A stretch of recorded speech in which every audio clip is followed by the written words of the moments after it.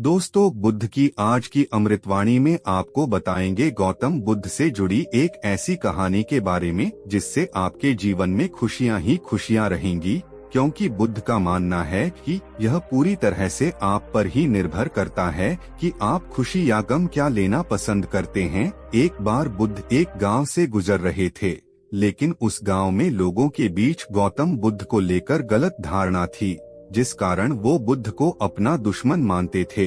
जब उस गांव में बुद्ध आए तो गांव वाले उन्हें बहुत भला बुरा कहने लगे और बदुआएं देने लगे, लेकिन इसके बावजूद भी बुद्ध गांव वालों की बात शांति से और मुस्कुराकर चुपचाप सुनते रहे। गांव वालों ने देखा कि उनकी बातों का बुद्ध पर कोई असर नहीं हो रहा है और वे विनम्रता से उनकी बातें सुन रहे हैं। गांव वाले जब बोलते बोलते थक गए तो आखिर में बुद्ध ने कहा कि यदि आप सभी की बातें समाप्त हो गई हो तो मैं अब प्रस्थान करूं। बुद्ध की बात सुनकर गांव वाले हैरान रह गए, लेकिन उस भीड़ में एक व्यक्ति ने बुद्ध से कहा कि हमने तुम्हारी कोई प्रसन्नता नहीं की है, हम तुम्हें बदुआएं दे रहे हैं, क्या तुम्हें इससे कोई फर्क नहीं पड़ता?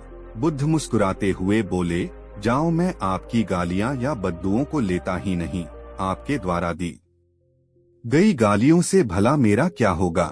जब तक कि मैं आपकी गालियों को स्वीकार ही नहीं करता, इसका कोई परिणाम ही नहीं होगा। जानते हैं, कुछ दिन पहले एक व्यक्ति ने मुझे बहुत सारे उपहार दिए, लेकिन मैंने उसे लेने से मना कर दिया। जब मैं लूंगा ही नहीं तो कोई मुझे कैसे दे पाएगा? बुद्ध ने पूछा, बताइए, अगर मैंने उपहार नहीं लिया तो उपहार देने वाले व्यक्ति ने क्या किया होगा? भीड़ में से किसी ने कहा, व्यक्ति ने अपने उपहार को अपने पास रख लिया होगा। बुद्ध ने कहा, मुझे आप सब पर इसलिए दया आती है क्योंकि मैं आपकी इन गालियों को लेने में असमर्थ हूँ और आपकी ये गालियाँ आपके पास ही रह जाएगी। दोस्तों, भगवान गौतम बुद्ध के जीवन से जुड़ी इस कहानी से हमें यह सीख मिलती है कि हम अक्सर अपने दुखों का कारण दूसरों को समझते हैं, लेकिन असल में यह हम पर ही निर्भर करता है कि हम वास्तव में क्या लेना चाहते हैं, खुशी या गम, उदासी या मुस्कान। यकीन मानिए, ये छोटी सी कहानी जीवन में एक बड़ा बदलाव ला सकती है। जीवन में अपने दृष्टिकोण को सदैव सकारात्मक रखें।